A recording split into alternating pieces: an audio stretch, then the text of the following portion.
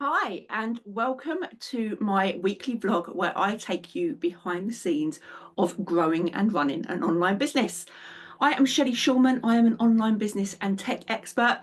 And in December of last year, I quit my full-time job with no plan to go back into self-employment. I knew that I'd be starting a business, but I did not know what that would look like. And here we are at the end of January. I have made it to the end of my very first month. And it has been a month of learnings, which I am going to share with you. Now, I can share with you all of my goals and whether I hit my targets or I didn't hit my targets, and I will do that with you, and I will show you how I break them down going forward. But I have a beautiful planner here from the Perfect Planner Company, and they ask some great questions at the end of each month.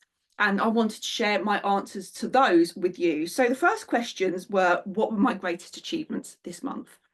Well, for me, my greatest achievement obviously was starting the business. That was a big one. And also, I earned more than what I would earn each month in my full-time job. Now, I've been quite transparent. Leaving my full-time job was never about going off and making more money. It was never about that.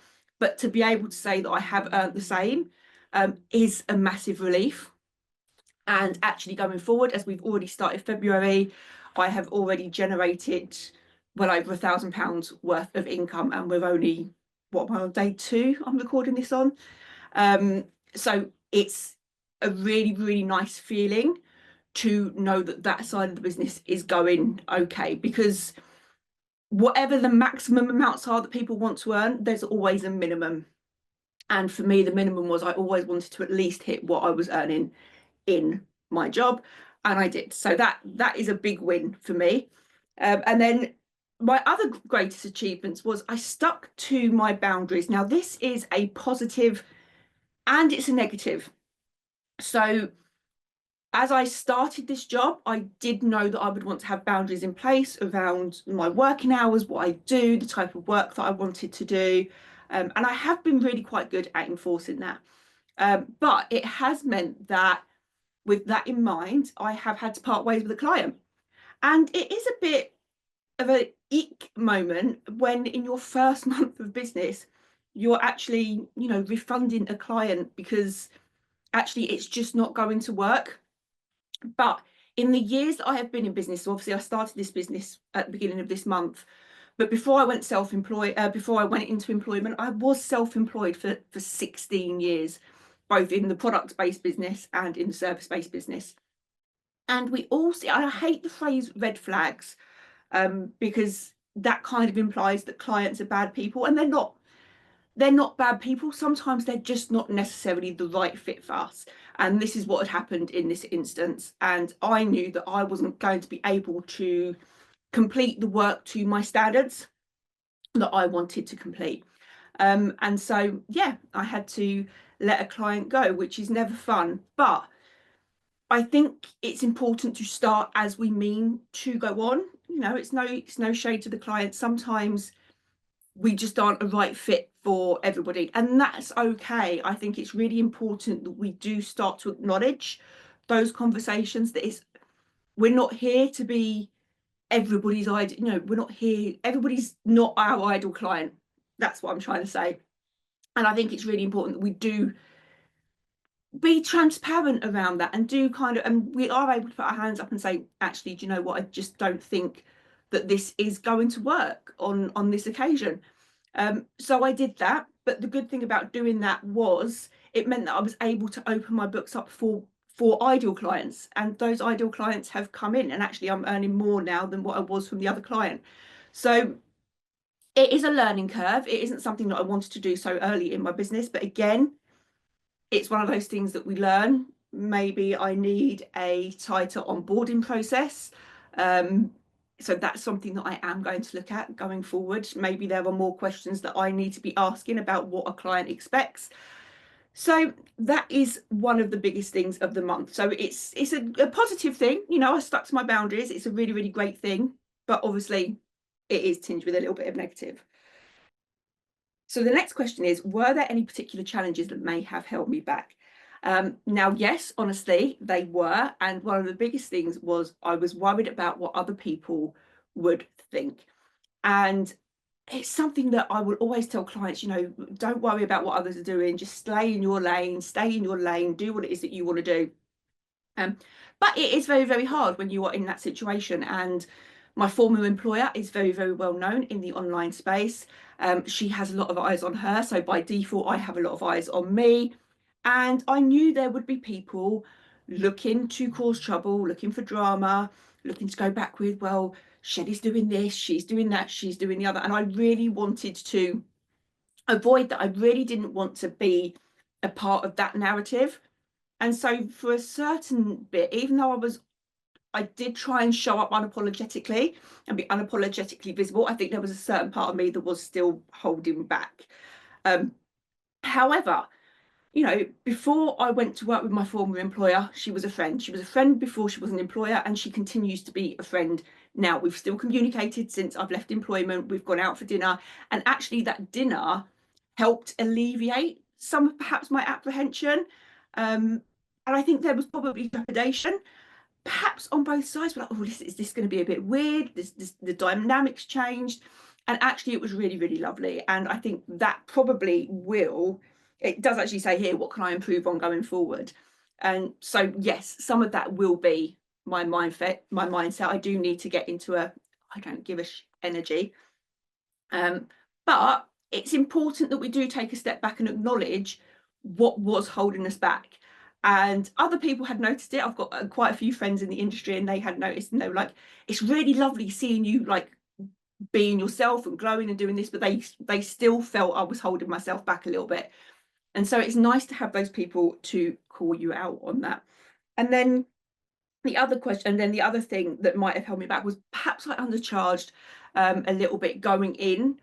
As I started, I think perhaps there was I need to earn money because I didn't have that set plan. So I needed to earn money. I knew that I needed to earn enough to cover the bills. So perhaps I undercharged a little bit. So that might have held me back a little bit. It didn't hold me back in terms of getting clients and stuff, but maybe it held me back in other ways. So those are the things. And then it just says, looking at my 90-day plan, am I still on track to accomplish my goals? Yes, I am, which is great. And as I said last week, the week before, sometimes with our goals, they seem to take really slow progress to start off with, and then it builds up and up and up and up and up. And that's what I'm seeing happening. So with my goals, I did actually write a page to reflect on my goals for January. So my target for revenue was 5,000. Now I didn't hit I didn't hit 5,000 in revenue. I didn't hit 5,000 in cash in the bank. I have actually invoiced more than £5,000, but some of those invoices are outstanding. And I feel like it doesn't count because I can't pay the bills with an invoice. And so actually I bought in £3,915, which I am over the moon with. So I was only £1,000 short of my goal. So what I've actually done is set next month's goal to £1,000 more, just to balance it out. My target for my email list was 833. I only got 818. I say only, 818 is still a lot of people. And as I say, every week that was growing more and more and more. So the first week I got 10, the next week I got 20, and so on. Instagram, my target was 6,800. I'm at 6,145. But again, I saw the growth increasing week on week, and actually, more importantly, all of my metrics, so my views, my reach, everything else is green. And that's what's more important to me than the actual follower numbers. But by tracking the follower numbers, it means that I go in and I track the other numbers. YouTube, I wanted a target of 500. I actually got 509. TikTok, I wanted 1,316 and I got 1,026. But again, super positive, because now I've got over 1,000 on TikTok. It means that I can have a link on the page. And people sometimes say to me, gosh, you really, really bang on about metrics. But the thing about knowing these numbers, and I have a spreadsheet where I write them all down, it puts it all into a pretty little graph for me. is at any point in time, I can see where I am. So am I on track to meet those goals? And I can then base February's actions on where I am with that. So I've written down my goals. So I want £6,000 worth in sales. So as I'm making my plan for February, I'm like, right, what can I do to make those £6,000 in sales? What can I put out? How can I sell? How often am I talking about it? Where can I put these things? Do I need to do? So all of those decisions can be made based on data. And sometimes people will set themselves a goal for the beginning of the year, and then they won't track it as the year goes through. And then at the end of the year, they look back and they go, well, I never achieved it. But they never tracked their process or their progress during that time. And we do it with other things. Let's be honest about it. If we want to get healthier, for example, and we want to lose weight, we'll probably stand on a scale every single day to see how much weight we've lost. But we don't track our business progress with the same level of commitment. The same with my email list. I'm now thinking, right, okay, what can I do to promote my email list more? Do I need another freebie? What can I do to do that? And so, again, going forward into this month, I'm making sure that action is being taken to grow the email list. The same as Instagram, the same as YouTube, the same as TikTok. Everything now has a committed action to go towards it. So tracking these is really, really important. And like I say, I do mine on a spreadsheet, and it tracks my revenue, my email list. It even tracks website stats, which I haven't tracked to date because I only put Google Analytics on my website at the end of January. But I will be tracking that going forward. I have made it available for you. So if you do want to get a copy of this tracker, you can. I will put the link in the description below. So if you do want to get a copy of it, it's only £7. And all you need to do is just input your numbers. It's super simple. You can't go wrong, and it will put your target in, and it will put it all into a nice little graph for you, so you can actually see your progress. And seeing it visually like that will actually help you a bit better. Sometimes I'm like that. I'm very much a visual person. It's why I can't do podcasts, but I can watch videos. I'm very much more of a visual person. So that's where I am right now. It has been an amazing first month in business. It's been interesting. There's been a lot of learning curves. Obviously, last week I had a bit of a blip with my mental health. But again, some of that relief, I think some of that blip with my mental health was probably just relief as well, because I think at that point I realized that the numbers were coming in, things were going the right way. And sometimes that can be very, very overwhelming. And yeah, so that is where I am. I'm looking forward to February. February is going to be fun. I've got a lot of things coming up. I've already got some great work signed. As I said, I've already taken 1,000 and something in the first 2 days.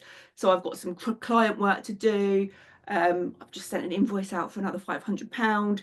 So that's some stuff to do. I've got an event with Theopathetus later on in the month. So I have got lots to be focusing on and lots to keep me busy.